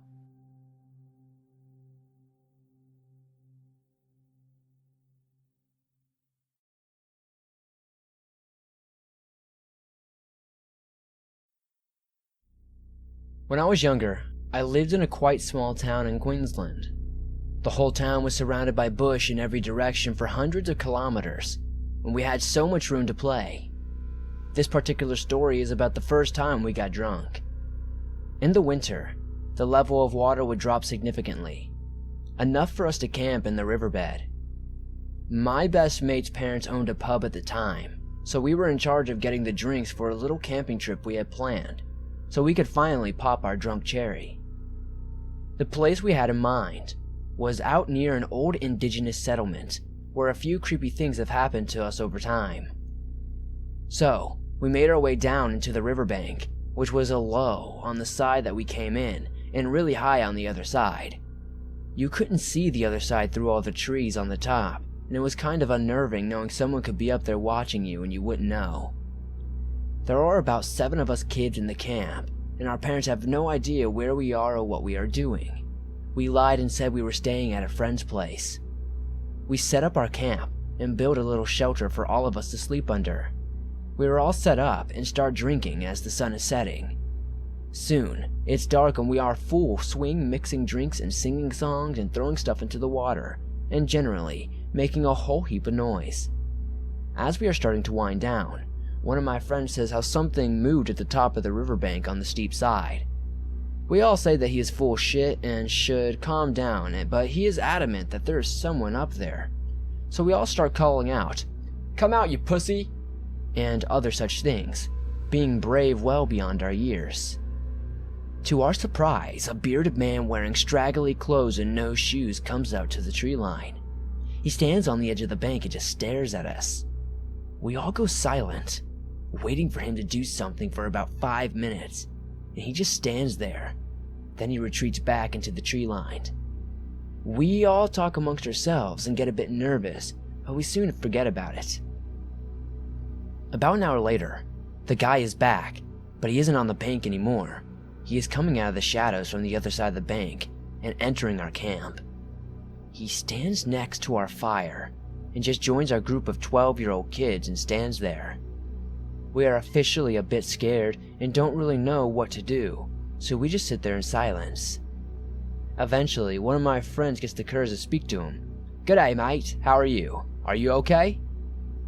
The guy just stares at my friend, and then starts staring at each other, and he turns away for a little bit of time. My friend tries again. "Hey, are you okay? What's your name?" The man snaps his head back at my friend and stares at him wide-eyed for at least 2 minutes before answering. Without blinking, he says in a raspy whisper, "That's none of your fucking business." And he hisses like a cat. Then, this guy jumps back, screaming and staring at the fire like it just appeared, and runs off up the steep bank in record time. It was impossible to get up this thing, so we all stand there speechless. We decide that it's best if we just stoke the fire up because it's a 19-kilometer walk back to town and we definitely weren't doing that at night. So we stoked the fire. We sat it for as long as we could, keeping watch, not really talking. We eventually dozed off one at a time. When we woke up in the morning, everything was gone. All of our alcohol, all of our bags, all of our shoes, all of our blankets, everything. The creepy thing is none of us awoke as someone robbed us blind, and there was not a single footprint. We were sleeping in a wettish sand, so there was no way that there couldn't have been footprints. It looked like we hadn't even been there. Needless to say, we bailed out and ran almost all the way back to town. Our feet were cut up and messed up by the time we got back. We never told our parents about that camping trip, and I don't think we ever will.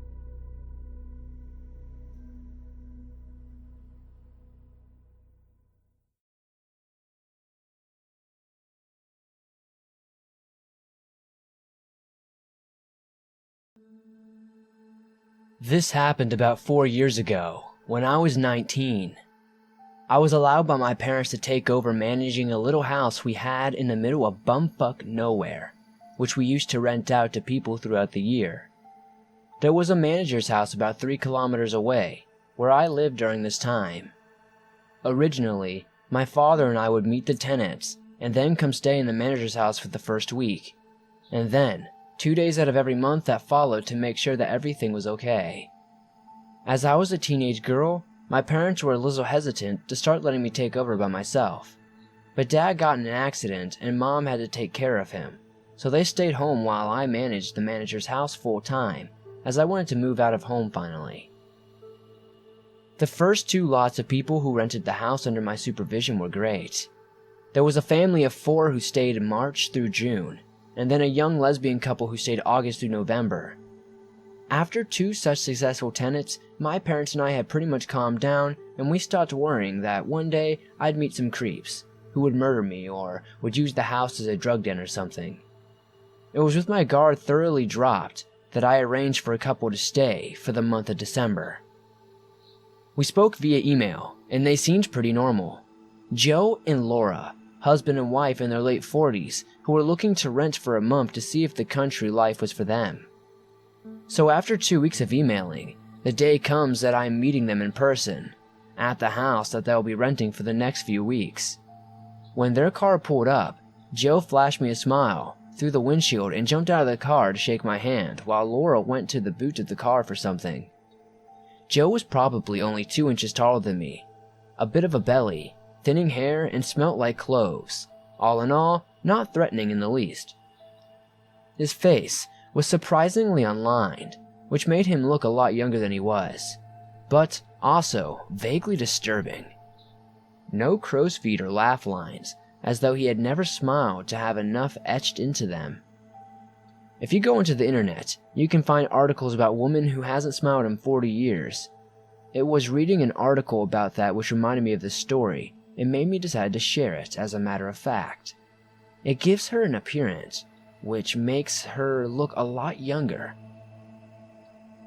It's though your brain is saying that there's something not quite right about this person with no lines on their face. Standing there talking to Joe was the single most horrifically uncomfortable experience of my life. It's often said that if you meet a true psychopath you'll know it, but then you'll ignore the feeling and soon forget about it.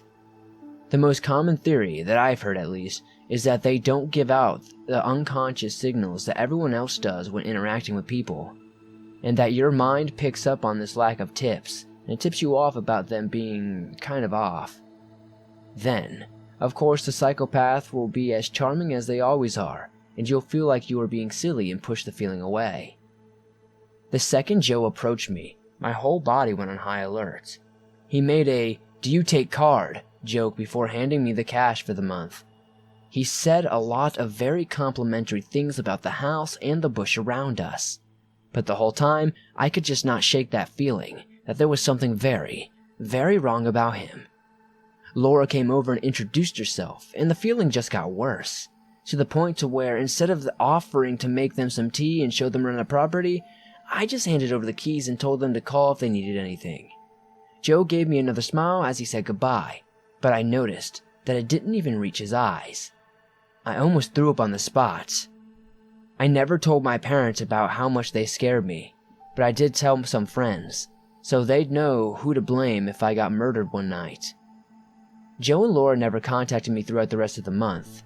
I spent those weeks double-checking every door and window before going to bed, and several times convinced friends to stay with me because I was too afraid that Joe and Laura would come for me in the night, even though they had never been at all threatening. The day after they were meant to leave, I bought 3 male, very tough friends with me to check the house. The keys were left on the kitchen table, along with a short note thanking me for the privacy I gave them and an extra $100. On our website, they left a short but positive review about the house and made a special mention of the beautiful and helpful manager, whose attitude and care made the whole experience that much more unforgettable. "We'll be thinking of you often, dear," which I promptly deleted before getting incredibly drunk and crying about it. To Joe and Laura, thank you for the extra $100, but for the love of all that is holy, please don't ever try to contact me again.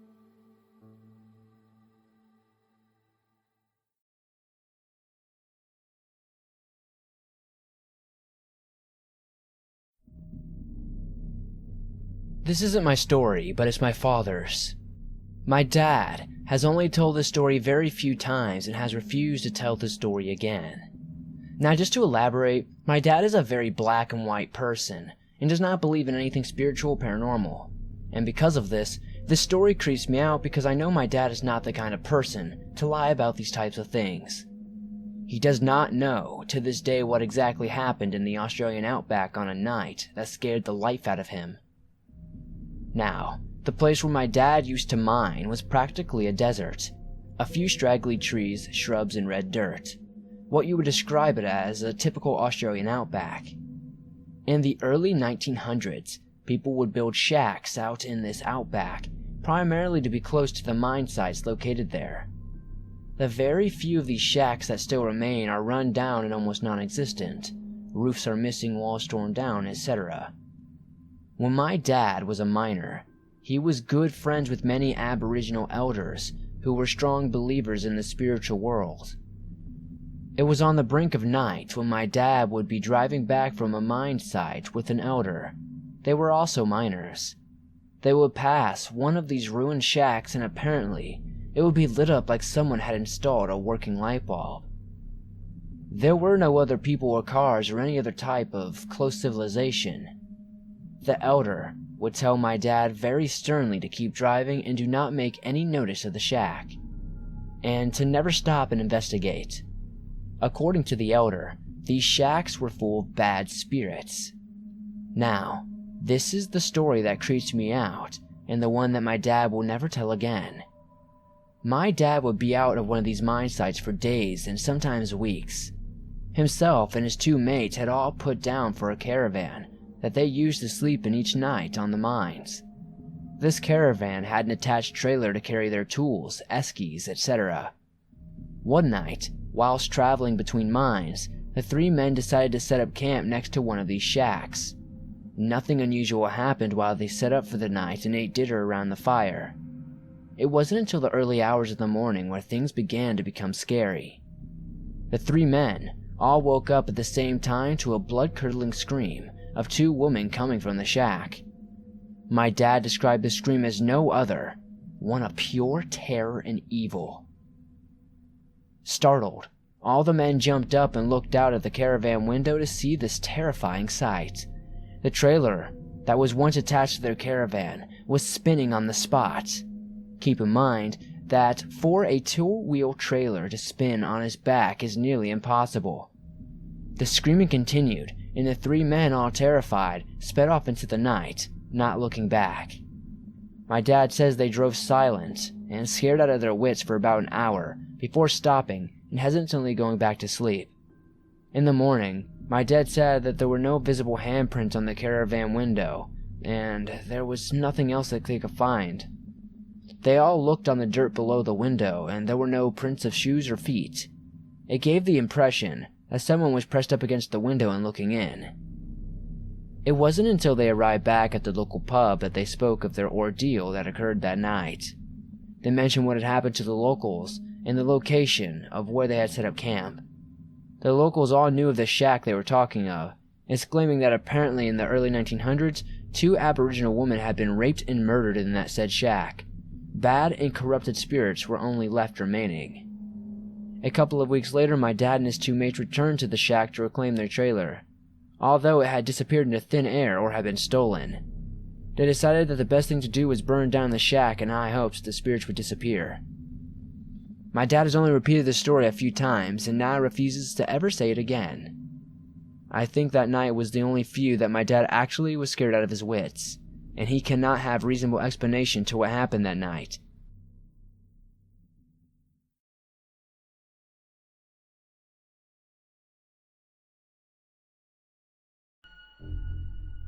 So I spent most of my summers in Australia, helping out at my uncle's farm.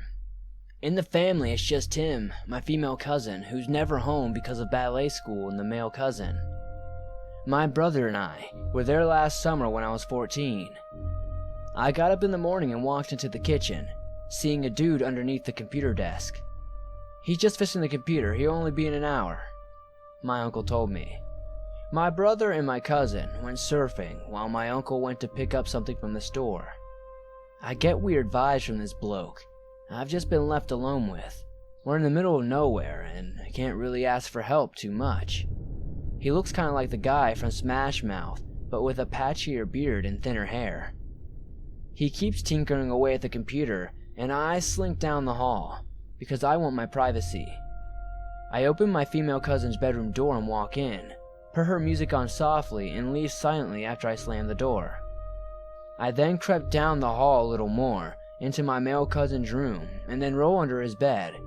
An amazing feat, but then again I'm a twig, and just start messaging back and forth with my boyfriend back home. I let my boyfriend know what's happening. I laugh it off because I'm inherently suspicious of any man or woman I don't know. We were making jokes about him flying down here and beating up the repairman.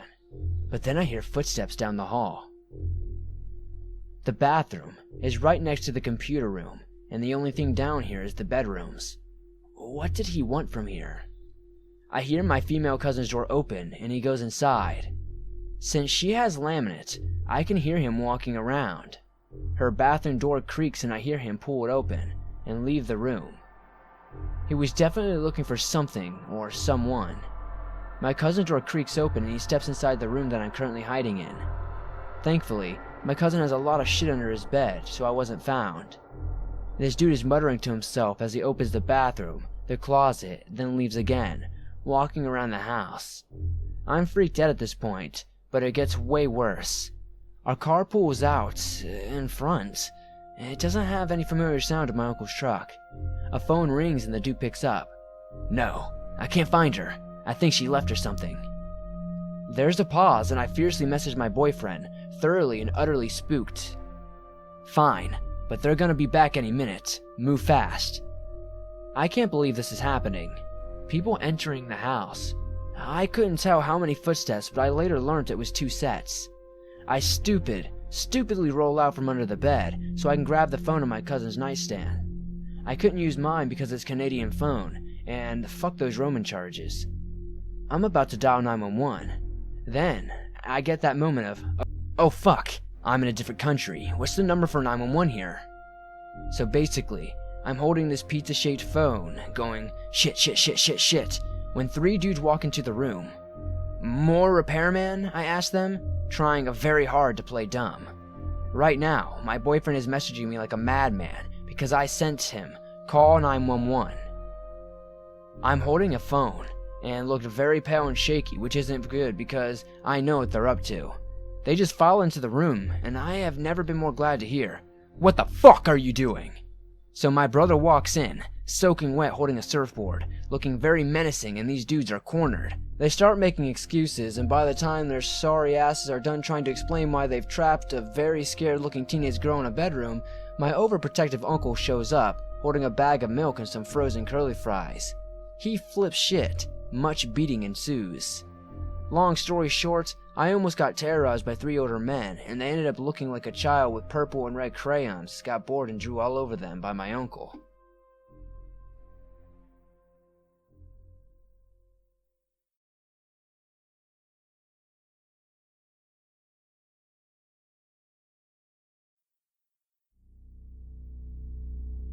I went out pigging with one of my best mates all the time. But this one time, the dogs lose their shit and go to jump off the back, so we stop and let them loose, and they shoot off like they're on the trail of something, beside a really tall damn bank, so we think we're onto some pigs. We were standing there and could hear their bells off in the distance getting further away, then nothing. The bush was silent, and we started to get a bit unnerved. We felt okay because we both were holding loaded guns, but it was still an uneasy feeling. We stood there listening for about 10 to 15 minutes and could hear not a thing. It was almost suffocating.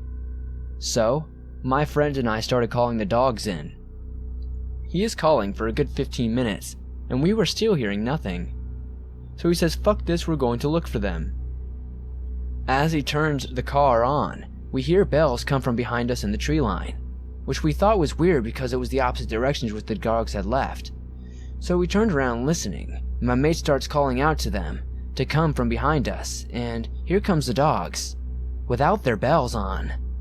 Needless to say, we were both shitting bricks and threw them in the car and bailed out.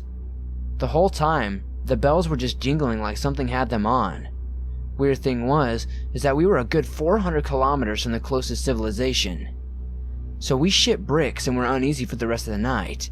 Has anyone experienced anything like this? What in the hell could have possibly taken off our dog's collars?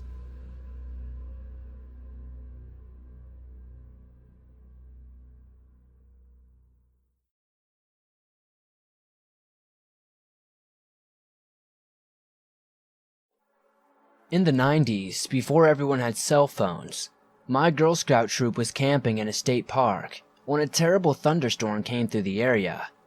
With major flood warnings, the rangers at the park frantically came through every campsite and evacuated everyone to higher ground. Everyone, that is, except for us and the Boy Scouts in the site next to us. We went to bed with light rain, but woke up in the middle of the night to our tents collapsing from the driving rain and the water quickly rising. The Boy Scouts, they were 12 to 16 years old, we were 7 to 9 years old, and ours helped us quickly pack our sites into our cars. Unfortunately, the roads were too dangerous to drive on, because we couldn't see how deep the water was, and we didn't know if any sections of the road had been washed out. We abandoned all the vehicles that used the map that scout leaders had to find some place that wouldn't be flooded. A few miles away, there were treehouse cabins that were built around a tree and lofted 15 feet in the air. It was decided that we needed to move quickly, and that was our best shot. The older boys and the adults carried the smallest girls when it became clear that the wind was preventing them from staying on their feet. The wind and rain soaked everyone through the skin. We made it to the cabins, and the adults broke in and raided the emergency supplies there for space blankets. There was no way to build a fire because there was no firewood. It had been an especially dry year, and starting campfires was forbidden due to the risk of starting a forest fire. I remember shivering for hours, all of us girls in the middle of a huddle on the floor with the Boy Scouts on the outside trying their best to keep us warm. One of the boys asked if we knew any Girl Scout songs, either camp songs or more of a Girl Scout thing than a Boy Scout thing, or they were just humoring us. We sang every song we knew, and the leaders taught us a few more that they had learned. At some point, we were convincing the boys to sing in rounds with us. Morning came and the rain slowed down to a light drizzle, and a ranger showed up assessing damage to the park.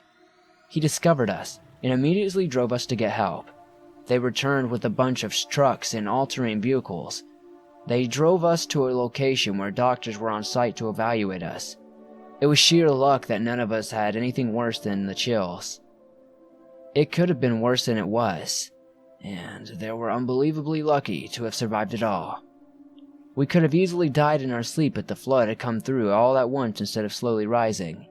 If the Boy Scouts hadn't been there, then us small girls would not have been able to hike out of there safely.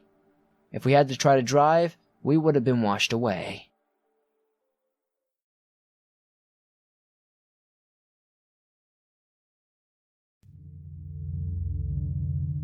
Some buddies and I went camping by the lake one night. About 1:30 a.m., we heard some rustling in the bushes and just figured it was a rabbit or something. We went over to check it out and found nothing. At about 1:35 a.m., a huge pickup truck that was lifted and blaring loud music drove by on a dirt road. Really, really slowly, shining a huge police-grade spotlight on me and my friends. The truck burned out and kept driving. So, my best friend and I decided to drive up the road to see if we could spot anything unusual about the truck. We get to the main road, and there are probably 7 or 8 cop cars, lights flashing, and 2 or 3 ambulances. We stop to turn around. I swear, like a damn horror film. A cop pecks on my window with his flashlight out of nowhere. He asked what we're doing, and we told him we were camping and told him about the truck. He says, "Well, you boys might want to camp somewhere else. We had a homicide here and haven't located the suspect." My friend says, "So, you think we should all have guns?" I said, "Yes, sir," and tore off back down the campsite. My best friend called the rest of our buddies and told them to pack up the gear, not to ask questions, and that we had to get out. We literally threw 2 fully pitched tents in the back of one of our trucks and got the hell out of there. The cops located the killer about 30 minutes later at our campsite.